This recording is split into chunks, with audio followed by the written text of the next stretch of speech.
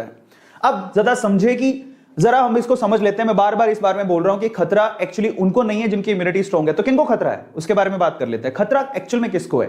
तो खतरा स्पेशली उनको है जिनकी इम्यूनिटी वीक है, जिनमें रोग प्रतिरोधक क्षमता जिनके शरीर की वीक है, वो हाई रिस्क पर है। इसीलिए अपनी इम्यूनिटी में बार बार बोला गया अपनी इम्यूनिटी पे ध्यान दो, अपनी इम्यूनिटी पे ध्यान दो। ऐसे पेशेंट इससे ज्यादा इन्फेक्ट होंगे।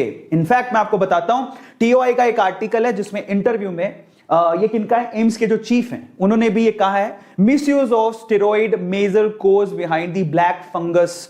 क्या हो रहा है कि अगर आप ध्यान से देखो तो कोरोना का जब ट्रीटमेंट किया जा रहा है उसमें स्टेरॉइड्स का इस्तेमाल भी किया जा रहा है। अब हम क्या कर सकते हैं, कोरोना से बचे, इधर कुआं उधर खाई। अब कोरोना के ट्रीटमेंट में स्टेरॉइड इस्तेमाल हो रहा है और वही स्टेरॉइड हमारी इम्यूनिटी को भी डाउन करता है और उसी वजह से हम लोग ब्लैक फंगस के भी शिकार हो सकते हैं।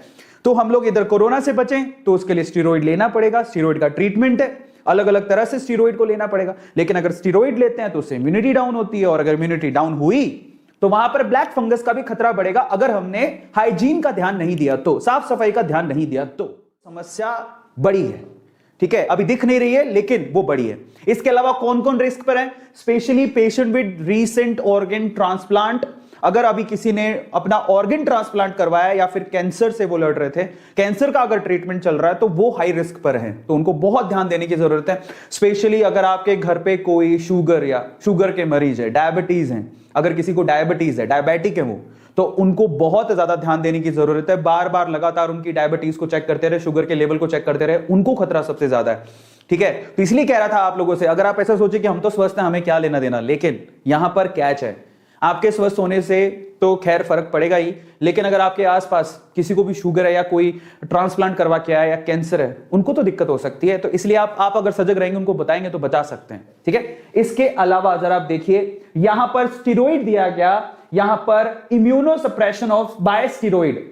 कई बार होता है हमें ट्रीटमेंट के लिए क्या करना पड़ता है, इम्यूनो सप्रेशन करना पड़ता है, वो भी स्टेरॉइड के थ्रू। लेकिन जो स्टेरॉइड ले रहे हैं बेसिकली उनको इसका खतरा काफी ज्यादा है। और इसके अलावा सबसे इंपॉर्टेंट चीज जरा समझिए, जो कोरोना की वजह से या किसी और वजह से जो भी है, सांस के संबंधी कोई भी बीमारी अगर आपको, और अगर आप हॉस्पिटलाइज हैं, स्पेशली कोरोना जो भी इस वक्त चल रहा है, ठीक है, वो जो एक रेस्पिरेटरी प्रॉब्लम है स्पेशली, अगर उस वजह से आप हॉस्पिटलाइज हैं तो वहां से भी आपको फंगस, ब्लैक फंगस होने का खतरा है, ब्लैक फंगस से इंफेक्टेड होने का खतरा है।